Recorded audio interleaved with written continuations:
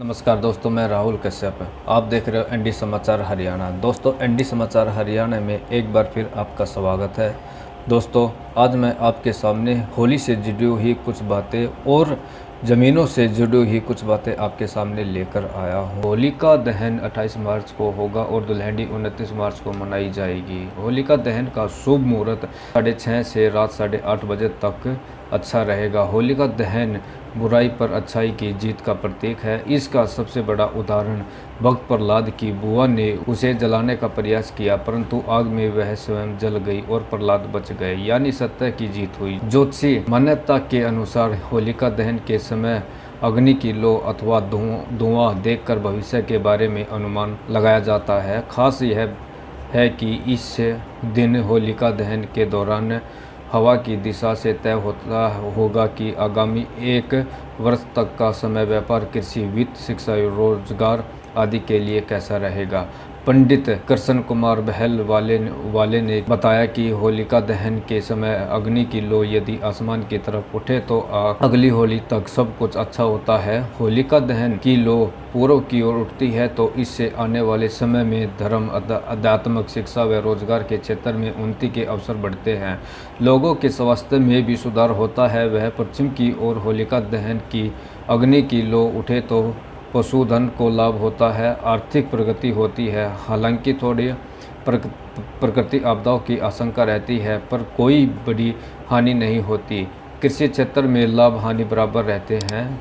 वही उत्तर की ओर हवा में रुख रहने पर देश व समाज में सुख शांति बनी होती रहती है।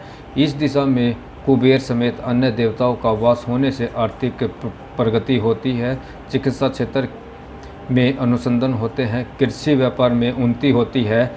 वहीं होलिका दहन के वक्त हवा का रुख दक्षिण की ओर हो तो अशांति व क्लेश बना रहता है, झगड़े विवाद होते हैं, पशुधन की हानि होती है। पंडित ने बताया कि होलिका दहन की रात को दीपावली व शिवरात्रि की तरह महारात्रि की ऋणी में शामिल किया जाता है। होलिका की राख को मस्तक पर लगाने का भी विधान है। ऐसे करने से शारीरिक कष्ट दूर होते हैं। इस रात मंत्र जाप करने से मंत्र सिद्धि प्राप्ति होती है। सरकार ने प्रॉपर्टी के रजिस्ट्रियों में हो रहे भ्रष्टाचार को रोकने और अवैध कॉलोनाइजर्स पर लगाम लगाने के उद्देश्य से रजिस्ट्रियों के लिए नया टोकन सिस्टम लागू किया है। कोरोना काल में कुछ स्थानों पर लगे रजिस्ट्री में घोटाले के आरोप के बाद आई गई टोकन प्रणाली के तहत सभी क्षेत्र में ऑनलाइन रजिस्ट्रियाँ शुरू कर दी गई थी, लेकिन महम में प्रॉपर्टी की रजिस्ट्री करवाने वाले को काफ़ी परेशानियों का सामना करना पड़ रहा है।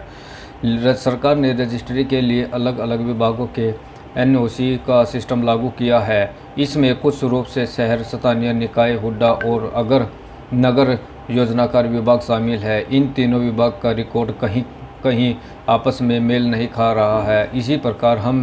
इसी प्रकार महम के खेतों की ज़मीन तथा कुछ मोकरा की ज़मीन के साथ हो रहा है। यह पिछले 6 माह से चल रहा है, लेकिन समाधान नहीं हो पा रहा है, जिसको लेकर तहसील कार्यकाल में असमंजस की स्थिति बनी हुई है। इसमें ज़मीन बेचने, खरीदने सहित अनेक कार्य करवाने वालों के सामने समस्या बड़ी हो रही है, जिससे खासकर प्रॉपर्टी डीलर की परेशानियों का सामना करना पड़ रहा है। इसके विकल्प में लोग ज़मीन खरीदने व बेचने के बाद फुल पेमेंट एग्रीमेंट साइन कर रहे हैं, जिससे रोज़ रोज़ अनेक प्रकार के झगड़े जन्म ले रहे हैं, क्योंकि एग्रीमेंट साइन करने के बाद बदल जाने वाली परिस्थितियों के कारण झगड़े, मनमुटाव शुरू हो जाते हैं। प्रॉपर्टी डीलर धर्म सिंह सैनी, एडवोकेट प्रदीप गोयल व अन्य ने बताया कि कुछ मामलों में ऐसा हो गया कि विक्रेता ज़मीन का सौदा कर चल बसा रुपये लेकर समझौता लिखवाया जा चुका है। इसके बाद मालिकाना हक पाने वाले समझौते से मुकरने लगते हैं। ऐसे में आपस के विवाद जन्म ले रहे हैं। यह है परेशानी।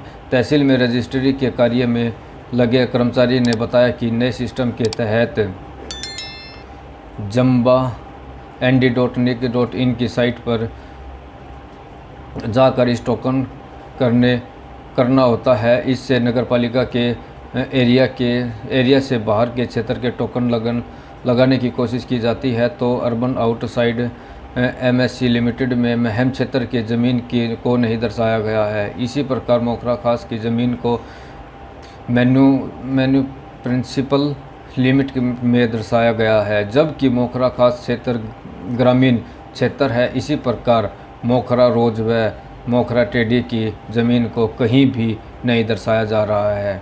ऐसे ही रजिस्ट्रियाँ होने से परेशानी आ रही है। पिछले 6 माह से महम व मोखरा की ज़मीन की रजिस्ट्रियाँ नहीं हो सकती।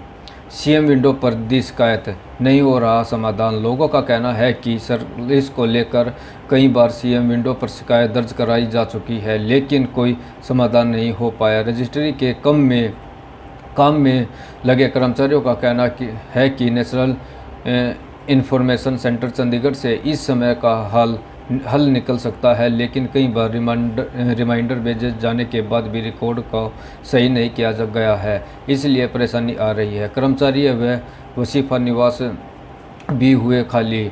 वसीफा निवास सीताराम, सतबीर सिंह, सुभाष वर्मा व नक्शा निवास रणबीर गोयल आदि का कहना है कि जब तक विभागों का आपस में रिकॉर्ड मैच नहीं करेंगे,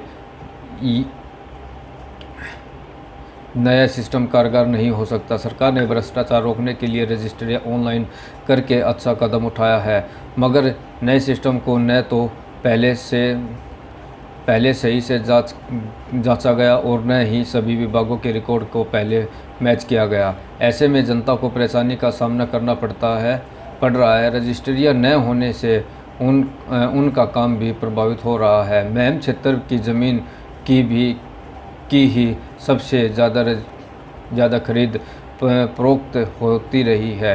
रजिस्ट्रियाँ न होने से कर्मचारी भी खाली हो गया है। भेजा गया रिमाइंडर।